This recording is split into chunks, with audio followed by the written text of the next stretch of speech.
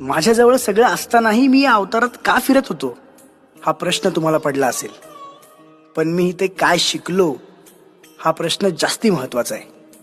देवासाठी सगळे सारखेच, या घाटावर सगळं हरवल्यासारखं वावरताना मी खूप काही कमवत होतो आणि खूप काही शिकत होतो.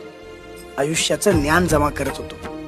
कुणीतरी मायेने जवळ केलं, कुणीतरी हकलून दिलं, कुणी हातातलं हिसकावून पळालं, तर कुणीतरी स्वतःच्या ताटातलं मला काढून दिलं. ज्यांनी स्वतःकडे काही नसतानाही मला मदत करण्याची दानत दाखवली ना, अशा वृत्तीच्या लोकांना मदत करण्याची बुद्धी मला साईबाबांनी दिली आणि हे माझ्याकडून साईबाबाच करून घेतात. सबका मालिक एक हे लहानपणापासूनच ऐकत होतो, पण आज त्याचा खरा अर्थ समजला.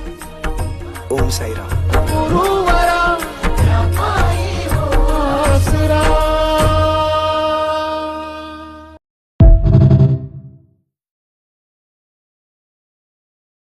माझ्याजवळ सगळं असतानाही मी या अवतारात का फिरत होतो हा प्रश्न तुम्हाला पडला असेल. पण मी इथे काय शिकलो हा प्रश्न जास्ती महत्वाचा आहे. देवासाठी सगळे सारखेच, या घाटावर सगळं हरवल्यासारखं वावरताना मी खूप काही कमवत होतो आणि खूप काही शिकत होतो.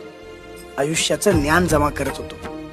कुणीतरी मायेने जवळ केलं, कुणीतरी हकलून दिलं, कुणी हातातलं हिसकावून पळालं, तर कुणीतरी स्वतःच्या ताटातलं मला काढून दिलं. ज्यांनी स्वतःकडे काही नसतानाही मला मदत करण्याची दानत दाखवली ना, अशा वृत्तीच्या लोकांना मदत करण्याची बुद्धी मला साईबाबांनी दिली आणि हे माझ्याकडून साईबाबाच करून घेतात. सबका मालिक एक हे लहानपणापासूनच ऐकत होतो, पण आज त्याचा खरा अर्थ समजला.